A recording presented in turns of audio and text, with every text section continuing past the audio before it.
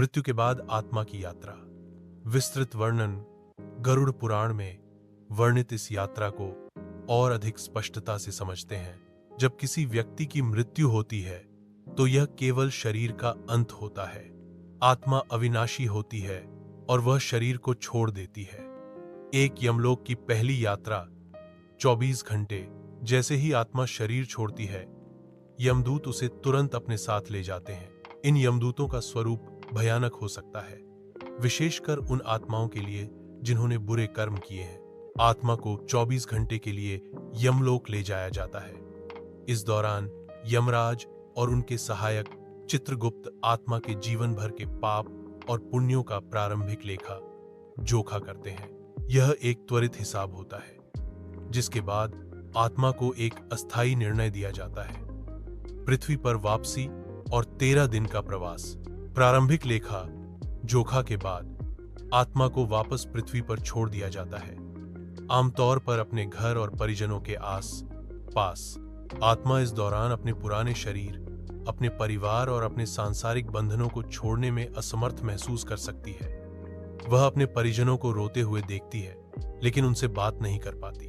यह 13 दिनों की अवधि बहुत महत्वपूर्ण मानी जाती है।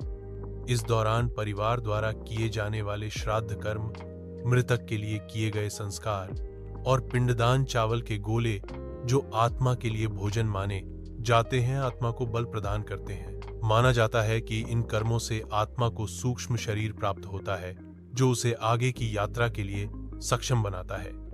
इन संस्कारों के अभाव में आत्मा को भटकना पड़ सकता है।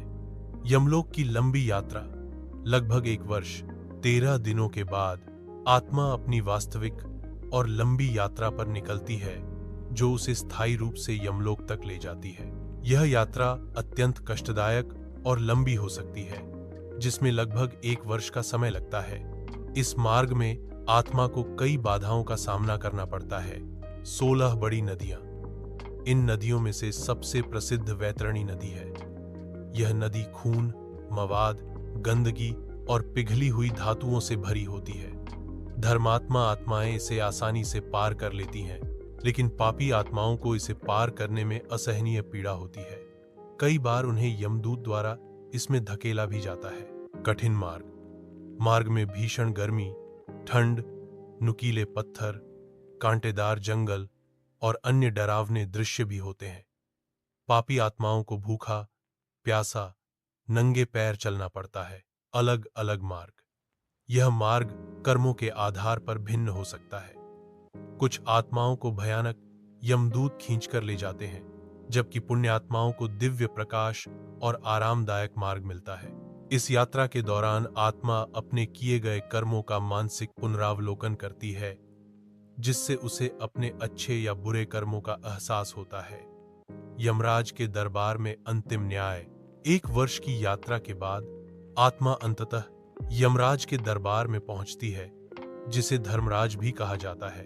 यहां चित्रगुप्त महाराज आत्मा के जीवन के प्रत्येक क्षण का विस्तृत और निष्पक्ष लेखा जोखा यमराज के सामने प्रस्तुत करते हैं। यमराज चित्रगुप्त के लेखे जोखे के आधार पर आत्मा को उसके कर्मों के अनुसार स्वर्ग पुण्य आत्माओं के लिए या नरक पापी आत्माओं के लिए में भेजते हैं। नरकों में भी पापों की गंभीरता के अनुसार अलग अलग प्रकार की यातनाएं होती हैं। आपने गरुड़ पुराण के जिस हिस्से का वर्णन किया है, वह मृत्यु के बाद आत्मा की यात्रा का एक बहुत ही महत्वपूर्ण और मार्मिक चित्रण है। यह बताता